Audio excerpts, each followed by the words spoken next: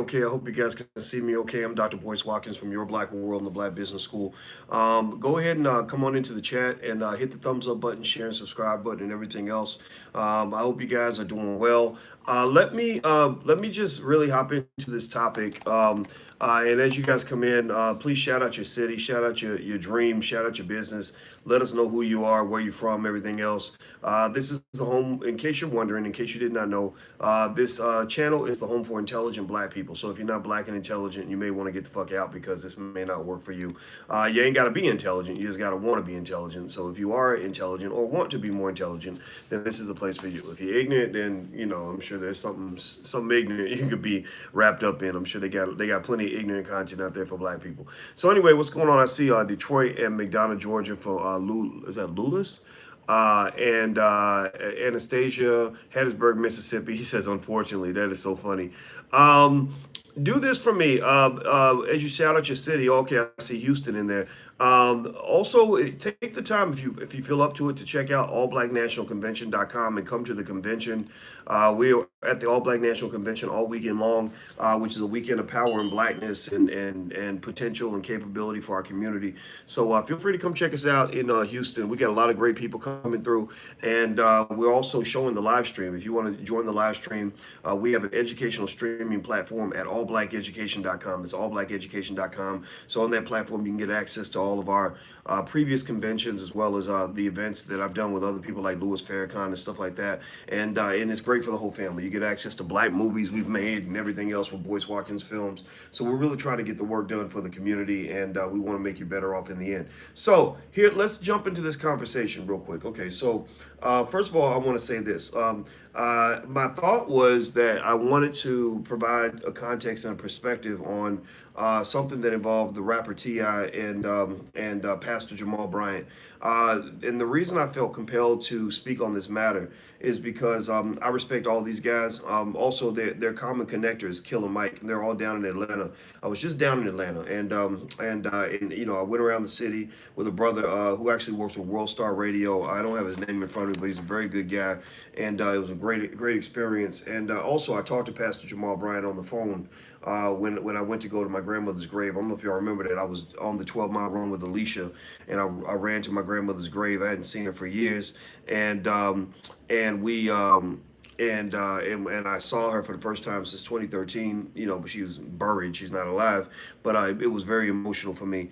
And anyway, and Killer Mike and I have known each other for a while. We've been friends for a long time. I do not know T.I. personally, but indirectly, I assume maybe we've crossed paths a few different times. And I respect T.I. immensely. I respect Jamal Bryant immensely.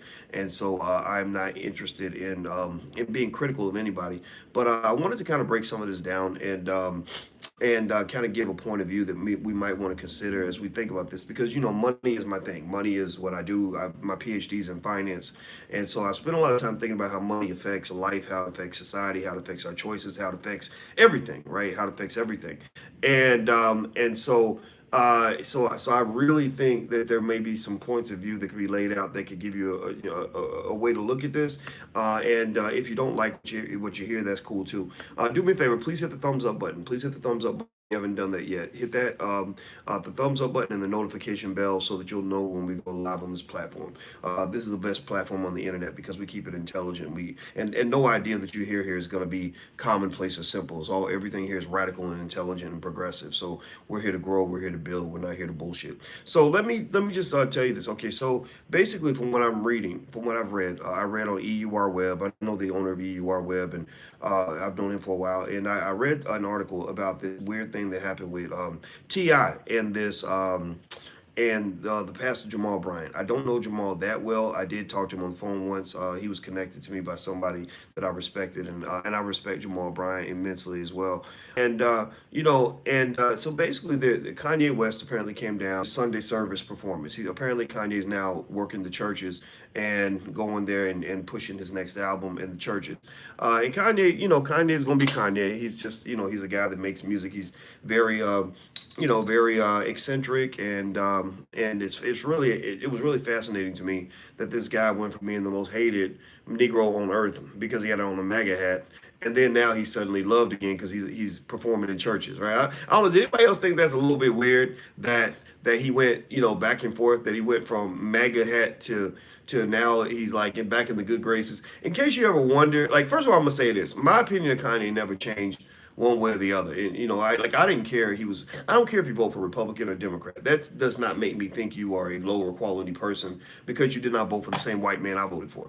Like, seriously, like Killer Mike said in the Revolt Summit, we over here fighting over who got the better master. Seriously, that's how it always looked to me when we sit around and say, I'm not fucking with you because you're a Republican, or I'm not fucking with you because you're a Democrat. Like, seriously, should black people really be losing friends over which racist political party you support? Like, really? I mean, that's like me hating you because of the color of the shirt that you're wearing, right? Oh, wait, it happened in LA for for a very long time, right? You wear red, I wear blue, whatever. We're gonna kill each other, and we figured out that that's just not a good move. You're dying over blocks that don't belong to you. You're dying over resources that ain't yours. You're dying over shit that ain't got a damn thing to do with you and your family or your family's well-being. You're killing your community because there's some force from the outside that's basically broke you all apart, like the Hutus and the Tutsis, and you're hacking each other up over white supremacy, right? Which position in the white supremacist hierarchy do you have that's going to lead me to want to chop you up and kill you, right? Well, we know that does not work, literally or figuratively. I don't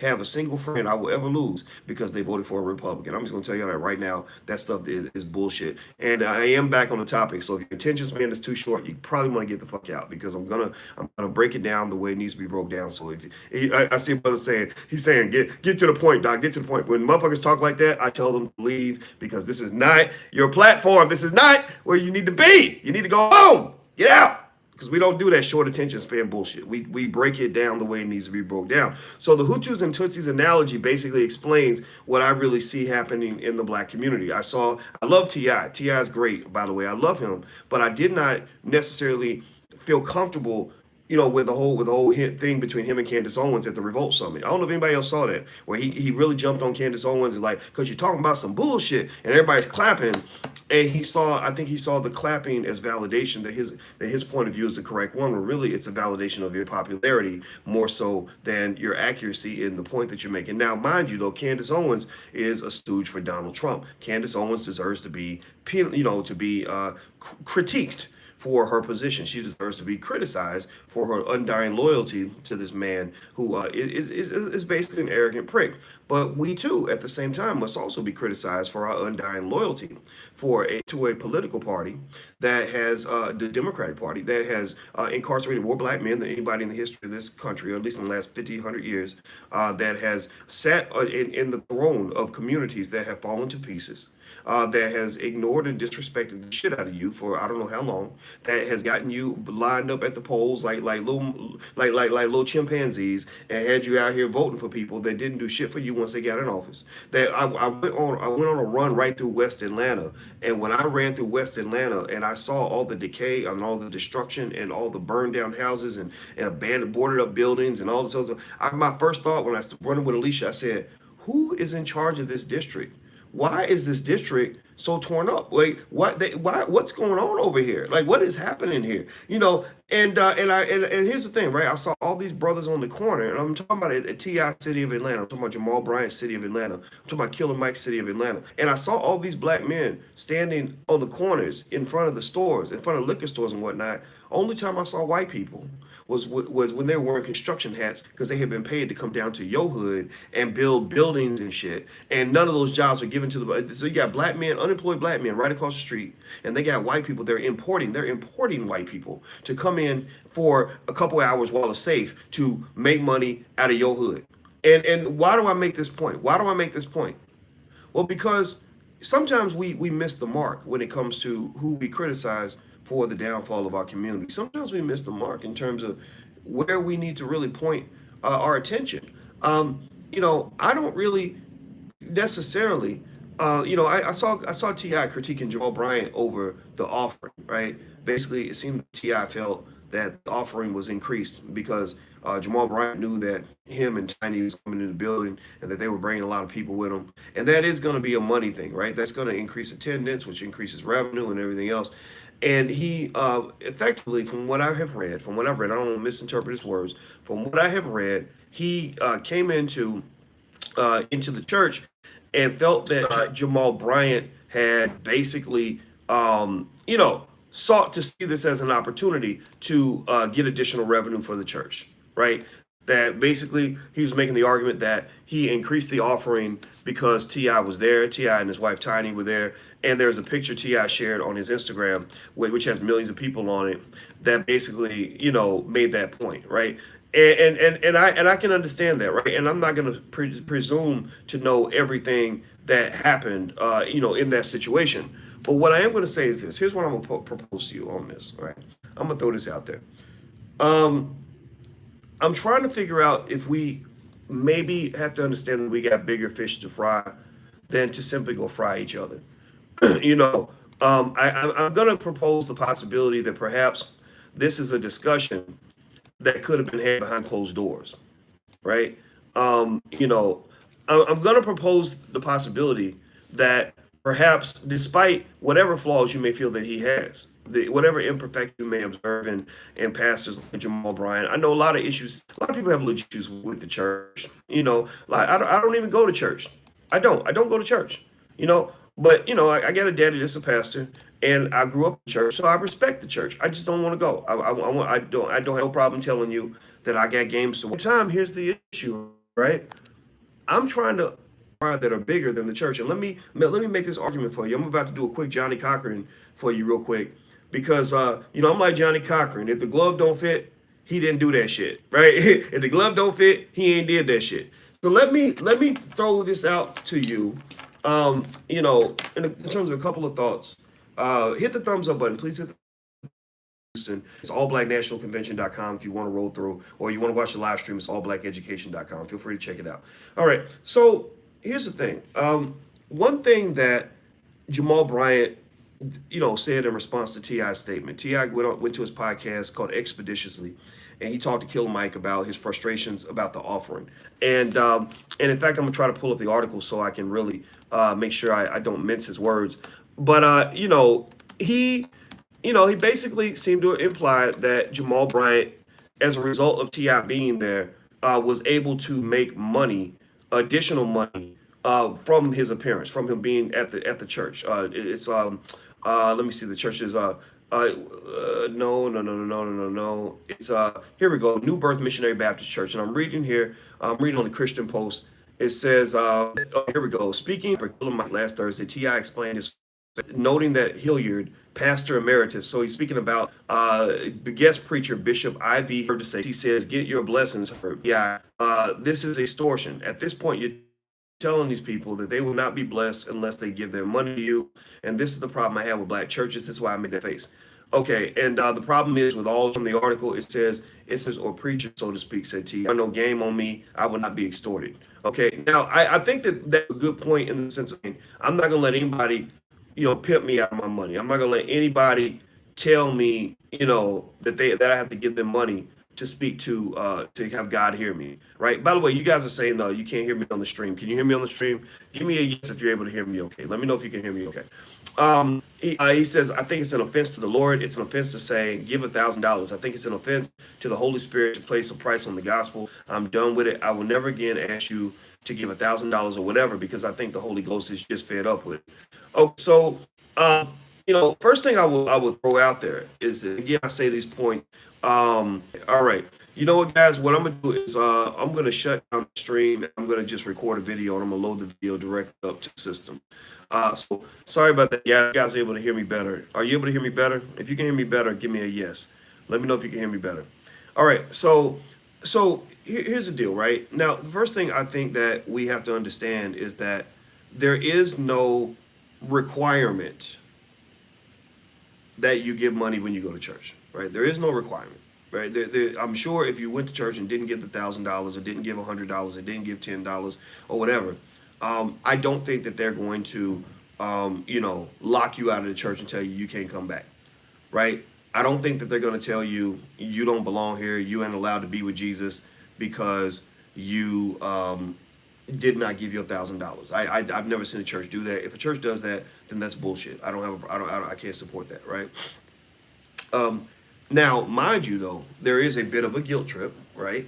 And the guilt trip And if somebody does imply that you're less likely to go to heaven because you did not tithe, then that's a problem as well, right?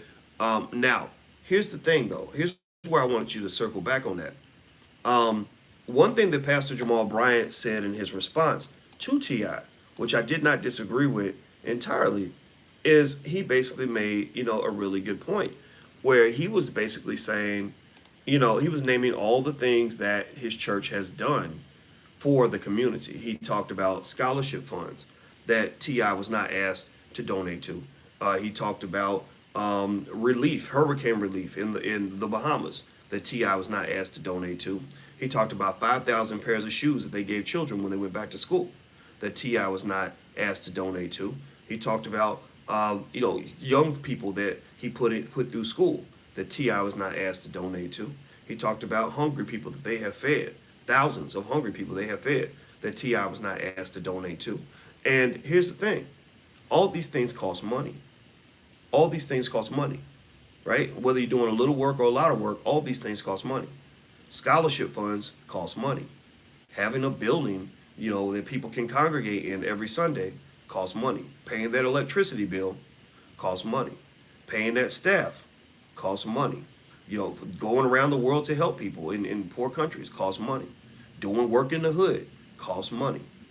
All the things that you want to do in terms of work for the community costs money. So I think that we got to really ask ourselves, is it fair to tell pastors that we want you to do all these things for the world that cost money, but we ain't going to give you no money? We're not going to support shit because we feel that you're selling the gospel to us and you're forcing us to pay money in order to get into heaven. Because here's the deal, right? So let's say that the pastor wanted TI to drop $500 in the bucket or $1,000 in the bucket or whatever the number was, right? Are you guys able to hear me? Give me a yes or no if you can hear me okay. Because I want to make sure you guys can hear me on drboycetv.com because I feel really bad about the live stream. Whenever I travel, this shit happens. Okay, good. I'm seeing a lot of yeses. Excellent. Thank you so much. Here's what I want to throw out there, as a point of consideration when it comes to TI.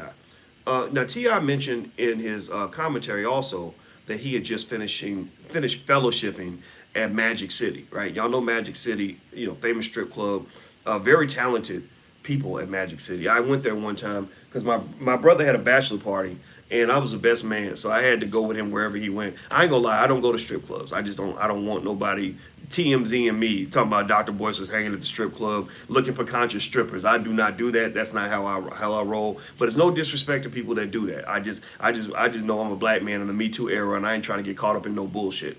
But he went to Magic City, and I want to ask this question. If I was to go and do an accounting of all the money that T.I.'s dropped in Magic City, how much money do you think that would be? How much money do you think the night before, because T.I.'s a baller, right? I'm sure the strippers all ran to him, in the little thongs, like, girl, T.I. here, girl, T.I. here. How much do you think T.I. put out in Magic City the night before? I'm not making fun of him. I'm not attacking his brother. I want to make it 100% clear. I do not have an incentive on any level to attack T.I. and go at him. I like this man a lot. I really do. But, I think brothers can have conversations. And then T.I.'s invited on this podcast. I text Killer Mike before I made this podcast. I'm going to text Jamal Bryant after I'm done. So I want everybody to know what I'm saying. I ain't trying to throw rock and hide my hand. I'm not attacking anybody. But I just want to, ask that simple question. When you spent the money at Magic City, was there anything in your blood that made you feel that these people don't deserve any money because they're in stripper thongs and whatever, right? They work hard, right? They work hard for the money. They provided a performance, and you paid them for that, right? Well, pastors work very hard. I'm not saying pastors deserve millions of dollars and can exploit the community. I'm not saying that at all. But I'm saying that when you go down the list of economic exploiters or economic exploitation artists in the black community, those who exploit the community and drain and suck money out of your hoods, I don't think pastors are necessarily always at the top of the list. Some of the pastors are corrupt. Some of them are dirty dogs. We know that. But you got some pastors out here that really want to do the work, that really got bills to pay, right? Now, if you want to go after, if you want to get real bold and stick your chest out and talk shit about who's taking money out of your community, out of your pocket, let me give you some suggestions on areas you might want to look if you want to do your economic investigation on who's ripping money out of the hood. I don't know. There's a company called Popeye's Chicken that went and sets up a PlayStation in every hood in America, sets up a chicken station, sets up a diabetes station, a heart disease station, a coronary station in every hood in America, where they are literally pulling tens of millions of dollars out of your communities every single week. Popeye's Chicken probably made more money in one weekend promotion of chicken sandwiches than 90% of the black churches in America all put together. Popeyes came in and did a $100 million money grab on you, and nobody said a word. There was nobody out here really, nobody prominent really challenging Popeyes, really challenging the white man that runs Popeyes to say, hold up, man, you stealing money from black people. You're extorting us. You're exploiting our community. You're telling us that to get to your greasy chicken, we got to pay you money. That ain't right. Right. Or here's another place you might want to look. Disney. When Disney, I brought this up before, I'll bring it up again. Disney makes these movies called the Black Panther. They're very good movies. They put a lot of time and energy into these movies, but it's just entertainment and it's not black owned. And they come in and every time they put out a movie, they grab $1 billion from black people. They take $1 billion from your black ass. And they don't even try to save your soul in the process. At least a pastor try to make you feel better about your life, help you solve your problems, talk you through your situations, make you feel better, give you some hope, give you some energy to get through the week so you don't die from racism, right? At least pastors try. A good pastor will give you something on an entertainment, intellectual basis, a spiritual basis that makes you say, okay, I can make it through this. I can get through the storm, right? Like pastors are motivational speakers for the most part. I really paid attention. They're entertainers. They're motivational speakers. In fact, pastors are actually a lot like rappers. Pastors and rappers get a lot in common. And I know rappers, I don't know many rappers, including TI, who will give you a show without getting some money instead, in exchange, right? Who think about this. If I want to go to a TI concert, TI is my favorite rapper. He really is. I kid you not. I think he's better than Tupac. I've said this, and I will repeat this. I have no problem saying this. I don't think I could get into a TI, like, actually, yes or no, do you think that I could get into a TI concert without buying a ticket? Maybe I could, because I'm Dr. Boyce Watkins. So maybe I've had people invite me to concerts for free. But let's say I'm just a regular dude on the street, and I'm like, man, I love T.I. and I just love his music, and I'm a big fan, and I want to come to the concert, and I don't think it should be right for him to charge me money just for rapping. Like he's gonna rap anyway, and rapping doesn't help me in my life necessarily, but it's entertainment, right? Just like when my pastor gave me entertainment because he was rapping about the Bible. Now T.I.'s rapping about the trap music. He's rapping about the hood. My pastor rapped about the Bible. My pastor didn't make me pay to come in. He asked for money, but he didn't force me to pay. So I should be able to come to this concert for free, right? Like if I come to the concert, I get the option to pay, right? Do rappers do what pastors do? Do rappers say, well, hey, we'd love to pay for you to put money in the collection plate. Please do that. It could really help us. Or do they say, no, in order for you to come into this concert, you must pay us money. In order for you to come in, you need to pay and buy that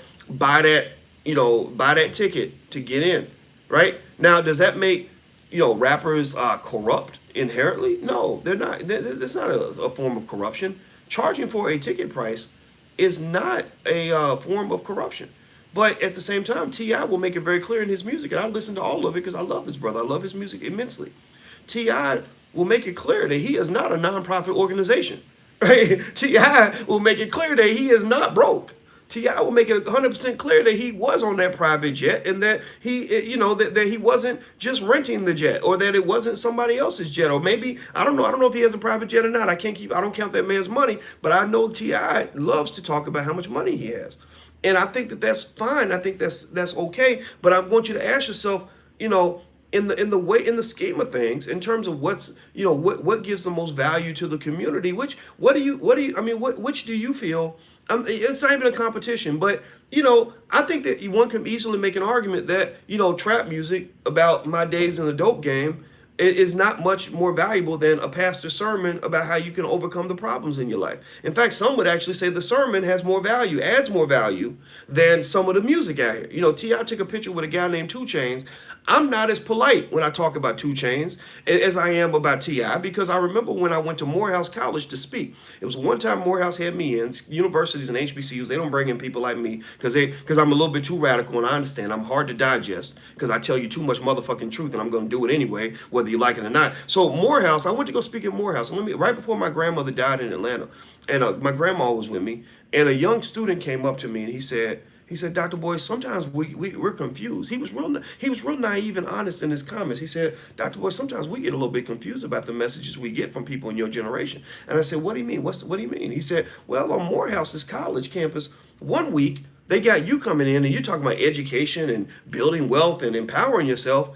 And then the next week, for homecoming, we got 2 Chainz coming in. He's rapping about all I want for my birthday is a big booty hoe. Anybody remember that song? All I want for my birthday is a big booty hoe, right? So he's like, on one hand, I'm getting, they're promoting this positive message, but in the next week, I'm getting this self-destructive message, right? This young man brought this up. So my point in bringing all that up is, I'm sure when 2 Chainz went and took Morehouse to rap about how he wanted a big booty hoe for his birthday, rapping to young black men about what their value system is supposed to be, right? That I bet you he didn't do that on a nonprofit basis. I bet you he didn't do that for free. I bet that there was a price to be paid for the honor of sitting and watching 2 Chainz rap to you about big booty hoes, right? So to me, again, just looking at the hierarchy of things where we should be concerned about, I don't mind. If I go to a church, let me just tell y'all, if I get invited to a church, and the church passes around the collection plate, then I'm going to drop some money in there just because I want to make sure that they can pay their light bill. I'm going to drop some money in there just because I know that running all of this ain't going to be free.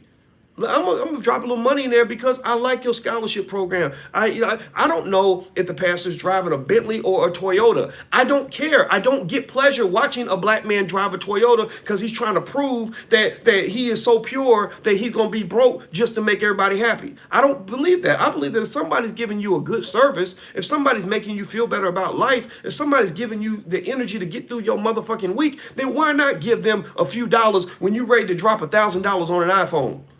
You ready to go give all your money to Disney when they put out the next Black Panther movie. You give them money, you make it rain on the strippers in Magic City and think nothing of it. So why in the world, no disrespect, again, I'm not even attacking. I sound like my energy gets up and I sound like I'm attacking. I ain't attacking nobody. I'm just challenging us to sort of look at our thinking. Look at our thinking, man. You mad about a few $1,000s when people coming here raping billions out of your community. They jacking you on a cosmic level and over here, and you're over here like, that nigga took my $20. That old raggedy nigga, what's wrong with him? And the white man coming in with a briefcase. He's taking so much money from you, he ain't even taking cash. He's having you swipe your credit card, or he's doing direct deposit withdrawals out of your bank account because the amount of money that he's taking from you is so expeditiously insane, right? So maybe we need to expeditiously deal with the massive amounts of economic exploitation occurring in black communities at the hands of your oppressor, instead of always thinking that the pastor's your oppressor. I'm just gonna say, look, I told y'all once again, I don't go to church. I'm not, and you ain't gonna make me go to church. You're not gonna make me go to church. You're not gonna make me stop cussing because I'm who I am. I'm never gonna stop being that guy. But, I know that when I talked to Jamal Bryant on my way to my grandmother's grave, he was telling me, I said, so what are you up to, man? I told him what I was doing. I was going to see my grandmother.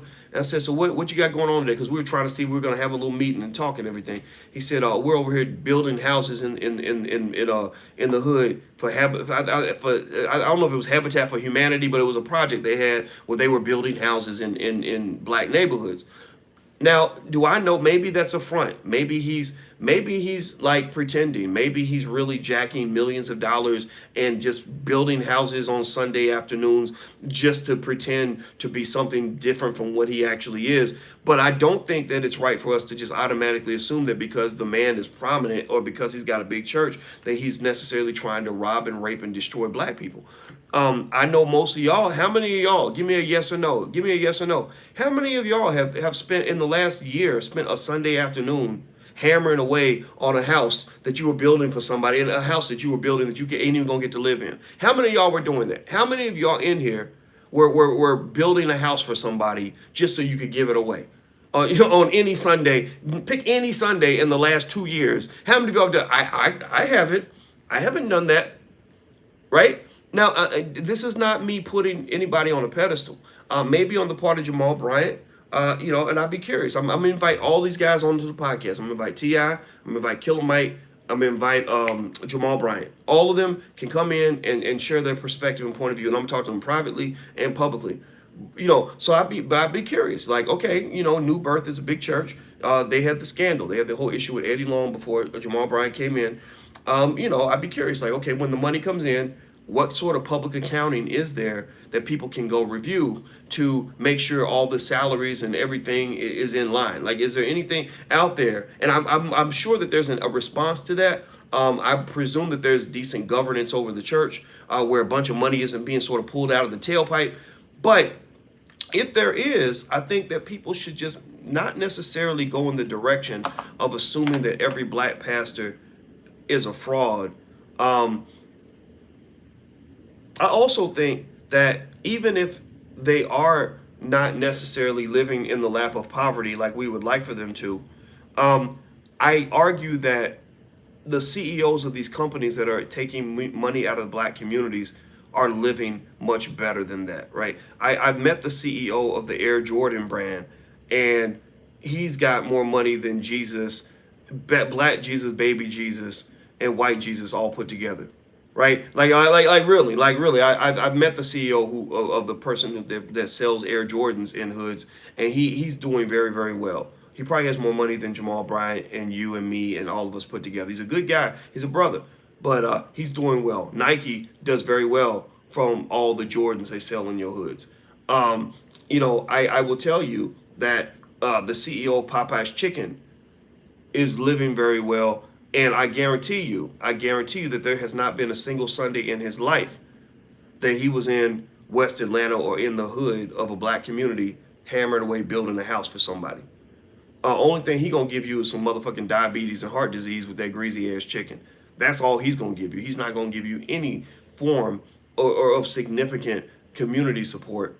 At least with New Birth, there's a long list of things, a long list of initiatives they can show you that they have done, particularly for people that look like us, right? There's a long list of initiatives. I'm talking about, I read that list. In fact, let me see if I can find Jamal Bryant's Twitter. Hit the thumbs up button if you can, please. All right, so his Instagram. And I like the way Jamal responded. Jamal did not respond with animus toward T.I. I think he responded in a way where he said, let me just inform him of what we're doing so that people will know, that we really are out here doing the work with this money. That, yes, we do need money to do these things, but we're using this money. It was probably the best I could to put this about right back into the black community. I cannot find his response on his Instagram. I wish I could find it. I'm looking here on his Instagram. I don't see it right here. And but I will tell you, I saw the list and I said, okay, well, he's doing something with it. He may not be doing, everything the way we want. He may not be a perfect man. I've heard, I hear everything. I hear people saying like, oh, this guy's this and this guy's that. I'm just encouraging you, just look into it first. Don't just assume it's true because he's a pastor or because he's a powerful black man. Here's the thing. People want to tear down powerful black men without even knowing them. I go through it all the time. Here I am. I get up every day. I dedicate my life to this. Y'all see me day in, day out, trying to elevate and support you in your life. I don't ask you for any money when you guys are doing these things. I offer you opportunities to financially support the Black Business School, just like that white man asked you for money when you went to the University of Arkansas, except he didn't ask for money. He demanded money and said, I will not even talk to you. I will not even say your name unless you go $100,000 in debt to come to our school, right? Like, so he's not asking. He's telling you, you must pay me in order for me to talk to you. And then after that, I'm going to kick you out. I don't have any interest in you other than your money, right? That I have no interest in your community. I don't care if you live ever die when you walk out the door. I don't care if you ever get a good job. I don't care, right? Right. Well, so we don't do that. We just say, hey, we got a class and we have to pay a professor, and that's not free. So we hope that you will consider supporting this because we think you're going to benefit a lot. And if you don't benefit, then we'll give you your money back because we want you to be happy. Universities don't ever do that, right? And what that it really reflects, actually, when I think about it, is it reflects the complexity and the challenges of being a black person running a business in the black community, where your scrutiny is always on 1,000. Where people are going to look at you with an eye, with a level of criticism that they will never look at a white man. They like, seriously, they had most of y'all in here, and give me a yes or no if you're in debt right now to a white university. And if you're in debt right now to a white university for more than $10,000, give me a yes or no in the chat if you have any debt to any white university that exceeds the amount of $10,000. I bet you I'm going to see a whole lot of yeses. And why is that? Well, because we will go there, we will let them financially drill the shit out of us, and we won't complain about shit. We'll just say, well, that's just the way it is. You know, I wanted to go to the University of North Dakota, and in order to do that, I had to go $80,000 in debt, right? But then when a black man comes along and offers some sort of competing product or service or opportunity and says, hey, look, you know, we with the prices as low as it can possibly be, we'd love to get your support. Suddenly it's like, well, that nigga's robbing black people. That nigga's taking our money. What's wrong with that nigga? He just, you a fraud. You a crook. You a thief. And I'm like, you didn't say no. You didn't say fraud, crook, or thief when you were giving all that money to white people. I mean, let's remember this. The reason your institutions are dying is because you don't support them. You don't support your HBCUs at the right level. You don't support your churches at the right level. You don't support black businesses at the right level. So all of them are struggling financially because you don't support them. You don't support them. So, you know, so I'm not telling you that you should run out and support an HBCU right now, or you should run out and support, you know, a church. I'm not telling you to do any of that. I'm just saying that the reason white folks live so good is because you give them you give them your money and don't even think about it. That's what they call just unconscious consumption. You're not conscious about it. You don't think about it. But when a black business wants your financial support, you suddenly wake up and become very conscious. You want to be a conscious consumer now. Oh, wait, I gave you $19.45. What did you do? What, sir, did you do with my $19.45? I launched an investigation into your black ass, and I've concluded that you took $12 of that $19 and you used it for unspecified expenses that for which there is no documentation, sir. You, sir, are a fraud and a crook. But you didn't go through that level of scrutiny when you went and bought the motherfucking iPhone for $1,100.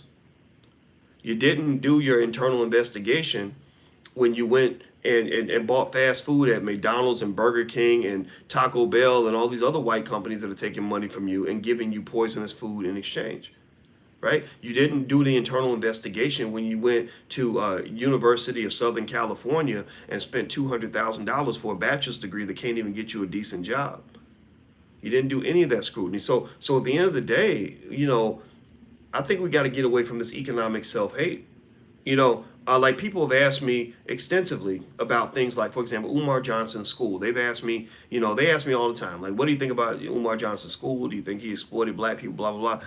And I've made it abundantly clear, Umar and I are not friends. That's 100% clear. In fact, when I say his name, I know he gets mad just when I say his name, right? But ain't nobody gonna tell me what I can and cannot say. So if I feel his name needs to be brought up, I'm gonna bring it up. But I don't bring it up to antagonize. I bring it up to help you understand the point of view.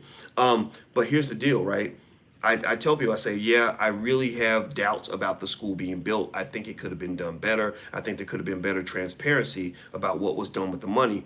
But at the same time, the reason I donated and I don't care what happened with my donation is because the amount of money I gave him is not even 1% of the amount of money that we've all given white people throughout the course of our lives. So if this man, and I also know that despite his flaws, Umar Johnson is one of the best orators I've ever seen, and he has spread legitimate knowledge knowledge throughout the community that has empowered hundreds of thousands, if not millions of people. So if I can make a small donation to support his ability to pay his bills while he's out supporting and empowering and informing black people, then why shouldn't I make a donation to the cause?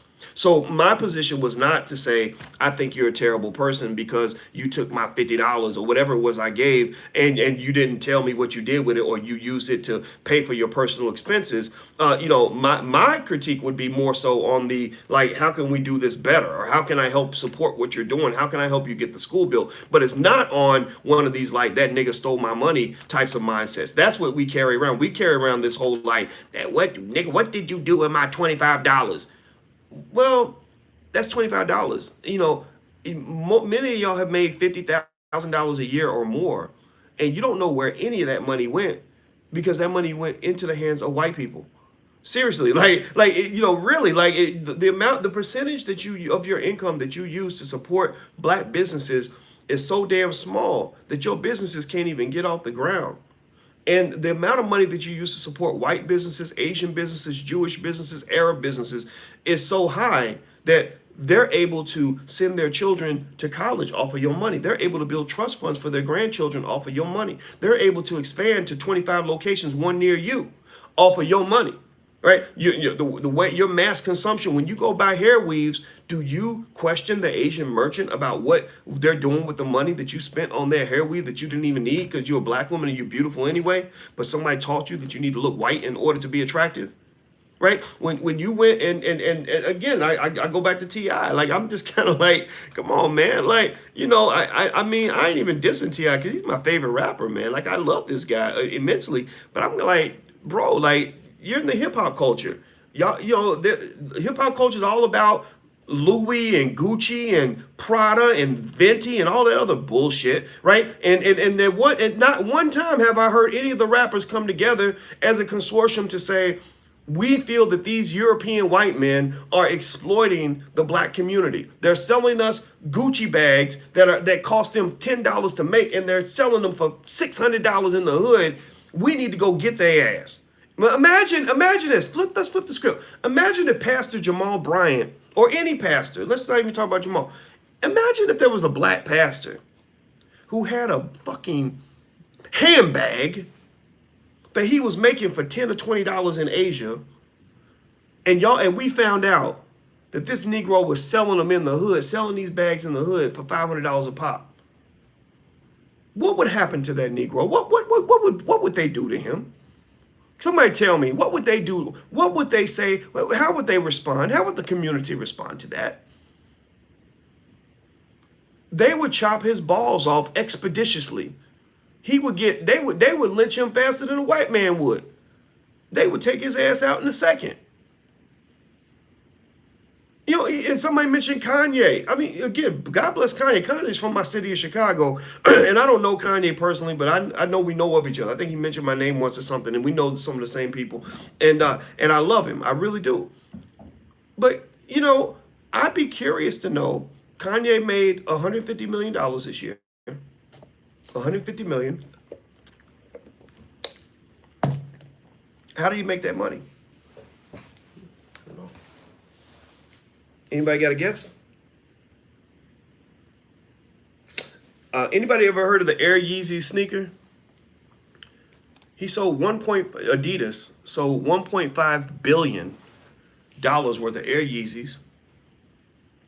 And I bet you that it didn't cost them $1.5 billion to make those damn shoes. I bet you that the amount that they paid to make each shoe was probably maybe 1/10, 1/15 of the retail price. Are we investigating Kanye? Are we calling him a fraud? What did you? I mean, he had a MAGA hat on. Again, I'm not even saying that he is a fraud. I'm not saying that he should be attacked. I'm not saying any of that. I'm just saying that we have to sort of take a second to look at our economic hypocrisy. That's my point. I think we have to stop and realize, like, wait a minute, like what is it that's causing us to pick specific people? Usually it's either the black pastors or it's the black business owner that's more likely by the black community to be called a fraud than the white business owner, right? Why? Well, because you believe that white people deserve to have all your money.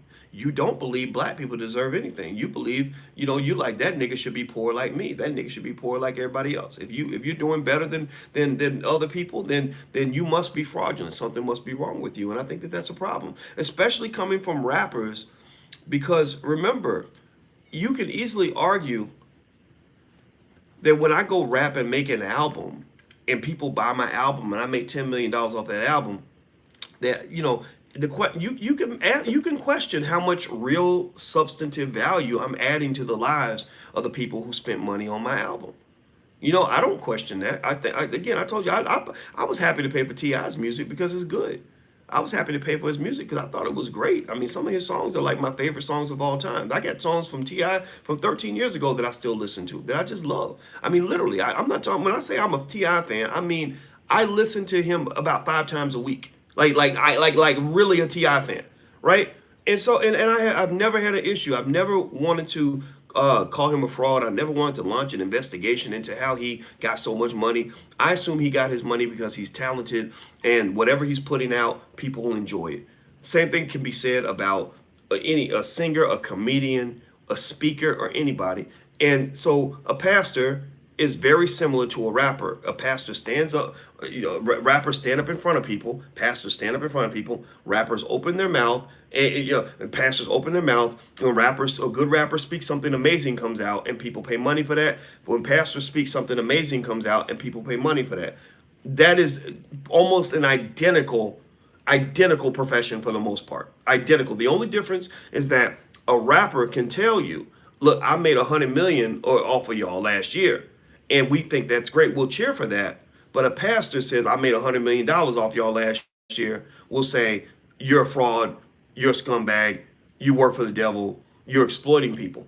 I'm not sitting here, but at the same time, I'm not condoning unethical operations in the church. Lots of churches need better economic governance. They need better, more transparency in terms of what they do with the money and showing people what they do with the money. And I think they should be challenged by the people that are members of that church. The people that have the right to challenge the church are the people who are supporting the church. People who don't support the church need to shut the fuck up. Like seriously, like taxation without representation means that, it means that if you are being taxed, if you are paying the bill and paying the cost to be the boss, then you should have something to say, right? So basically, the people that have the right to really criticize the church are those who are supporting the church. So to me, I would say this. Look, I think that if T.I., really wanted to, make it a legitimate case regarding how the funds of the church are being used or how the money's being collected, then perhaps T.I. can step up and whatever amount of money he's spending in Magic City and on Gucci bags and anything else that he spends his money on, put that money behind the church and just go to Jamal Bryant man to man and say, hey, I'm gonna give you $500,000 a year, but I need a full accounting on what's gonna happen with my $500,000 a year. And you know what's gonna happen? I bet you Jamal Bryant isn't gonna say, well, I'm gonna take 400,000 of that $500,000 and put it in my pocket. I think Jamal Bryant's gonna say, that's awesome, brother. Why don't we first we're going to create a scholarship fund, then we're going to buy toys for children at Christmas, then we're going to create an entrepreneurship program so our young boys in the hood can learn how to start businesses and make money without trapping. They could be like you and Jay Morrison and some of these other brilliant guys in Atlanta where they can actually go out here and make money. We're going to set up a daycare program for the women they have, for the single mothers in the church, right? Like, I think that he would probably have a long a list of agenda items for him to say, these are the things we're going to do with your money, and this money's going to go right back into your hood. And you can even pick which hood you want us to financially support. We'll pick the neighborhood you grew up in if that makes you feel better, right? So I'm not dissing T.I. at all. I'm not saying T.I. is a bad person on this, but I'm just saying that when we talk about, who's really robbing the hood, I think you need to really look at the real dollars being taken out and ask who's taking the most money out of black neighborhoods. And I can guarantee you that it ain't somebody like a Jamal Bryant. And at least a large percentage of that money is going right back into the hood. When Popeye's Chicken sets up shop and they take money out of the hood, they are filling their bags up full of your dollars and they are leaving and never coming back. They are leaving and they're never coming back ever, not to do one single project, not to build one house, not to feed one hungry child, not to help one single mother, not to help develop anything in that community. That's why when I went jogging through West Atlanta a few weeks ago, when we did our investment seminar down there, I saw nothing but complete chaos. I saw burned down buildings, I saw abandoned houses, I saw boarded up buildings, I saw extreme poverty. But I saw people making money off of that same poor community. And those people that were making that money usually wasn't black. I walked into a little store, it wasn't run by a black man, it was run by an Arab man. I saw construction sites set up where people were making money because there was construction. Those construction sites were full of white people, right? I saw fast food restaurants where the revenues were not going to black people in that community. So I just need to ask you, where's the lie in all of this? Where's the lie? I'm not defending somebody. I don't want you to think I'm defending Jamal Bryant or attacking him. I don't want you to think I'm defending TI or attacking him. I'm defending truth. I'm defending common fucking sense. I think that we as black people have to just stop this shit. I think we got to kind of be thoughtful about sort of who we point our gun at, because we tend to love to point our gun at each other. And I think it's okay. I mean, some Negroes need to be taken down. Ain't no question about that. But I think that if before you take someone down, there should be due process. That's what I'm saying. So perhaps next time, there's a conflict of this style or magnitude or scale. Maybe the demand should be something like, look, I would like to see some sort of financial statement that shows where this money's going. If the money's legit and is going to good places, according to your statements, then I will support that. I will put my money where my mouth is, and I will write big checks to you. But if you can't prove that your money is going somewhere good, then I am going to criticize you, right? So that's the point here, because a lot of the businesses, I know that, we, for example, in the things that we do, our gospel is, I'm not a pastor, I'm not a rapper, I'm a little bit of both, right? And maybe that's what I am. I guess it's because I get on here and I rap to you about economic empowerment and bettering your community and bettering your lives.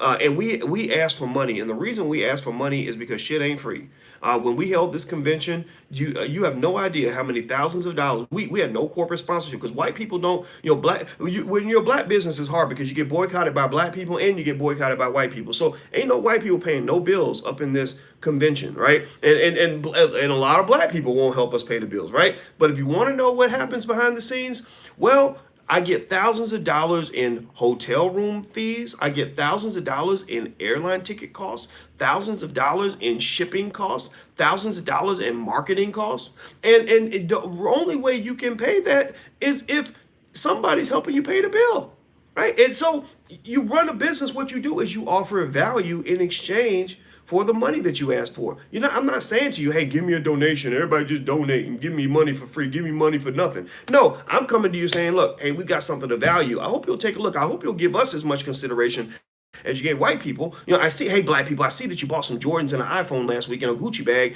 Can you take a little, can you spare like 10% of that and give that to your community? I can show you guys the great work that we're doing in the black community. Gucci can't do that, right? iPhone can't do that. The Jordan brand does some work, but we probably do more than they do, or as much as they do, at least based on as a percentage of our income. So that's what I'm saying to you guys, is that, you got to support your own. You can't just attack every time you see a black person pulling together money to do something for your people, man. That's why nothing gets done, because they can't raise money without being attacked and scrutinized left and right. So again, this is not a vouch for Jamal Bryant on a cosmic level, and I want to say that because I don't want to take responsibility for somebody else's shit. I don't know what scandals might be tied to Jamal Bryant or whatever, but I'll tell you what, I think for a person to be in such a high profile position, I think he's actually been relatively scandal free. I mean, I think there was something where somebody got mad because he was sleeping with some lady that was attracted to him. But here's the news flash: black men, heterosexual men have sex. I've had sex before, and I hope that you've had sex too, because it's quite enjoyable. But so sex is not a scandal to me. Now if he was molesting some children or something, then that would be a scandal. If he killed somebody, that would be a scandal. If if he was robbing banks, that would be a scandal. But having sex, I don't know whoever made the law that said pastors can't date anybody or they can't be attracted to women. I don't know who made that rule, but in fact, I think it's a stupid rule if that's the rule that you live by. So at the end of the day, I think that we have to understand the difference between real scandals and bullshit. Like right now, a man having sex is considered a scandal because the Me Too movement got your head all spun up, thinking that all men are predators because they're attracted to women. Well, guess what? Men have been attracted to women for millions of years, and it ain't gonna stop. Ever since human beings came into existence, males and females have been attracted to one another. That ain't gonna change just because some white feminists told you that that's a bad thing, right? And half of them are lesbians, and so they just mad because they competing for women with men, and they want to get the women for themselves, right? That's what that. If you ever want to, if